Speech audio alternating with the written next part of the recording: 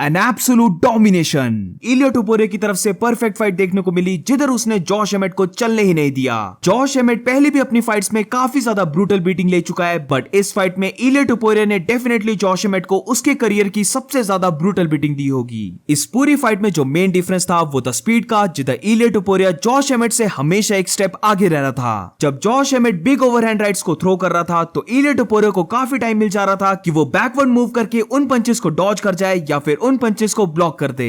But जब इलिया टुपोरिया अपने punches को थ्रो कर रहा था तो वो अपने पंचेस को इतनी स्पीड से थ्रो कर रहा था कि जॉश एमेट इतनी जल्दी रिएक्ट नहीं कर पा रहा था कि वो उन पंचेस को ब्लॉक कर पाए। इस फाइट को देखकर ऐसा लगा कि जॉश एमेट के हर एक मूव का इलिया टुपोरिया के पास आंसर था। जॉश एमेट फर्स्ट राउंड की स्टार्टिंग में अग्रेसिव आया तो इलिया टुपोरिया पेशेंट हो गया और जॉश एमेट के साथ वाइल्ड एक्सचेंजेस ना करके उसके सिर्फ पंचेस और मूवमेंट्स को रीड किया। ऑल्सो इलिया टुपोरिया के हाई गार्ड की वजह से जो भी जॉश एमेट ने फर्स्ट राउंड की स्टार्टिंग में थ्रो किया था वो ऑलमोस्ट सारे ही पंचेस इलिया टुपोरिया ने ब्लॉक कर लिए थे। स्टार्टिंग में एक और चीज जो नोटिस करने वाली है वो ये है कि जब इलिया टुपोरिया अपने जैब को थ्रो कर रहा था तब जैब थ्रो करने के बाद इलिया टुपोरिया वापस एकदम बैकवर्ड मूव कर जा रहा था। ये चीज Ilia Topuria starting of the fight में इसलिए कर रहा था ताकि वो जॉश एमेट के रिएक्शन को देख सके कि जॉश एमेट का रिएक्शन क्या होता है। हम देख सकते थे कि जब भी इलिया टुपोरिया ये कर रहा था तो जॉश एमेट उसे अग्रेसिव वे से काउंटर करने की ट्राई कर रहा था और इसके लिए वो फुली तरह से एक्सटेंड हो जा रहा था और ऑफ बैलेंस हो जा रहा था अपने पंचेस को लैंड करने के लिए। बट राउंड बाय राउंड जैसे जैसे ये फाइट आगे बढ़ती रही हम देख सकते हैं कि इलिया टुपोरिया ने बैकवर्ड स्टेप लेना बंद कर दिया और जब भी जॉश एमेट उसको पंच थ्रो करने की ट्राई कर रहा था तो इलिया टुपोरिया उसे काउंटर कर रहा था एक बिग राइट हुक से। इलिया टुपोरिया के ये पंचेस इतने ज्यादा ब्रूटल थे कि जॉश एमेट का लेफ्ट ईयर ब्लैक हो गया था। इसके बाद अगर जॉश एमेट ओवरहैंड राइट पंच लैंड करने की ट्राई कर रहा था, जो बाय द वे पता नहीं क्यों जॉश एमेट बार बार थ्रो कर रहा था क्योंकि ऑलमोस्ट सारे ही ओवरहैंड राइट पंचेस इलिया टुपोरिया ब्लॉक कर ले रहा था या फिर वो सारे ही ओवरहैंड राइट पंचेस मिस हो रहे थे। पर जब जॉश एमेट ये ओवरहैंड राइट पंचेस को थ्रो कर रहा था देन नोटिस की इलिया टुपोरिया का लेफ्ट शोल्डर कितना ज्यादा ऊपर आ रहा था। ये लेफ्ट शोल्डर को ऊपर करने की वजह से इलिया टुपोरिया ने हर एक ओवरहैंड राइट को शोल्डर रोल से ब्लॉक कर दिया। जॉश एमेट का एक और मूव जो इलिया टुपोरिया ने कंप्लीटली शट डाउन कर दिया और ये मेरे अकॉर्डिंग सबसे ज्यादा इंपॉर्टेंट चीज है इस पूरी फाइट में। प्रिडिक्शन वीडियो में मैंने कहा था कि जब इलिया टुपोरिया अग्रेसिव होगा तो जॉश एमेट को बैकवर्ड मूव करना चाहिए और काउंटर करने का देखना चाहिए, ना कि इलिया टुपोरिया के साथ ब्रॉल फाइट करना। फाइट में जॉश एमेट यही करने की ट्राई कर रहा था बट इलिया टुपोरिया के पास इसका भी सॉल्यूशन था। जब इलिया टुपोरिया ने रीड कर लिया कि जॉश एमेट केज के साइड सिर्फ काउंटर करके मूव करने की देख रहा है तब इलिया टुपोरिया ने स्टार्ट कर दिया अपनी बॉडी को फेंट करना। आई थिंक ये सबसे इंपॉर्टेंट चीज थी इस पूरी फाइट में। अब इलिया टुपोरिया के फेंट करने से हो रहा ये था कि जॉश एमेट को लग रहा था कि इलिया टुपोरिया से पंचेस मारने वाला है, जिसकी वजह से जॉश एमेट अपने गार्ड को ऊपर करके डिफेंसिव पोजीशन ले रहा था ताकि वो इलिया टुपोरिया के पंचेस को ब्लॉक कर पाए। बट इलिया टुपोरिया के पंचेस ही नहीं आए क्योंकि ये सब फेंट्स थे। और अब क्योंकि जॉश एमेट ने डिफेंसिव पोजीशन ले ली थी तो इलिया टुपोरिया को मल्टीपल ओपनिंग्स मिल रही थी अटैक करने की। इन फेंट्स की वजह से जॉश एमेट का डिफेंसिव रिएक्शन देखने के बाद इलिया टुपोरिया अपने जैब्स को लैंड कर रहा था, ब्रूटल लेग किक्स को लैंड कर रहा था और बॉडी को भी टारगेट कर रहा था। और जब भी जॉश एमेट अपने गार्ड को नीचे कर रहा था काउंटर पंच थ्रो करने की तो क्योंकि इलिया टुपोरिया ने सिर्फ फेंट्स किया था वो इजीली जॉश एमेट के काउंटर को भी काउंटर कर दे रहा था। और ये चीज इलिया टुपोरिया कर रहा था अपने बिग हुक्स को थ्रो करके।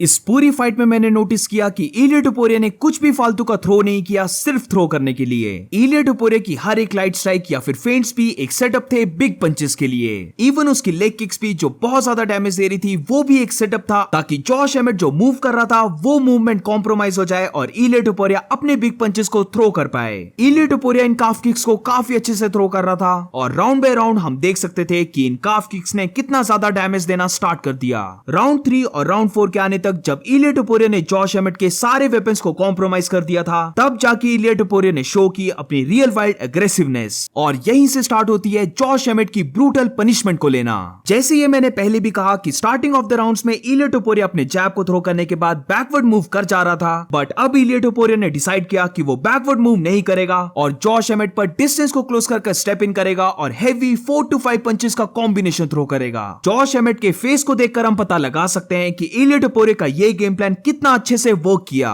जब मैं इलिया टुपोरिया को ये पंचेस थ्रो करता हुआ देख रहा था और जिस वे से ये पंचेस लैंड हो रहे थे और स्पेशली जॉश एमेट के ब्रूटल फेस को देखकर मेरे मन में सच में आ रहा था कि देयर इज नो वे कि जॉश एमेट 4th राउंड के बाद कंटिन्यू कर पाएगा। इससे भी पहले की बात करूं तो मुझे तो लगा ही नहीं था कि जॉश एमेट इतने ज्यादा ब्रूटल पंचेस को ले भी सकता है, पर पता नहीं कैसे जॉश एमेट सर्वाइव कर गया क्योंकि ये मेरी समझ से बाहर है। पहले मार्विन विटोरी ने अपनी आयरन चिन दिखाई थी और अब आ गया जॉश एमेट। मार्विन विटोरी का हल्का सा समझ पे आता है क्योंकि वो सिर्फ 29 इयर्स का है, बट इधर तो जॉश एमेट 38 का है। ऊपर से ओपोनेंट भी इलिया टुपुरिया जो इतने एक्सप्लोसिव और ब्रूटल पंचेस को थ्रो करता है कि अगर ओपोनेंट को ये पंचेस पड़ गए तो वो नॉकआउट जरूर से होगा। बट स्टिल पता नहीं कैसे जॉश एमेट ने क्लीन पंचेस लेने के बाद भी सरवाइव कर लिया। आई होप सो कि जॉश एमेट ठीक हो, क्योंकि इतनी बीटिंग के बाद डेफिनेटली ब्रेन डैमेज तो हुआ होगा। बट अब बात करें इलिया टुपुरिया की, तो आई थिंक इलिया टुपुरिया अब डिजर्व करता है टाइटल शॉट के लिए फाइट करना। अगर अलेक्जेंडर वोल्कानोव्स्की याइर रॉड्रिगेज को हरा देता है तो I think Alexander Volkanovski versus Ilia Topuria की फाइट सेट हो जानी चाहिए। टॉप 5 में और कोई भी नहीं है जिसके साथ अलेक्जेंडर वोल्कानोव्स्की नेक्स्ट फाइट कर सकता है। इसीलिए अगर हम लॉजिकली देखें तो इलिया टुपुरिया ही डिजर्व करता है next title shot. But in case अगर याइर रॉड्रिगेज ने अलेक्जेंडर वोल्कानोव्स्की को हरा दिया तो मोस्ट लाइकली अलेक्जेंडर वोल्कानोव्स्की को रीमैच मिलने वाला है और इस सिचुएशन में इलिया टुपुरिया फाइट कर सकता है ब्रायन ओर्टेगा से।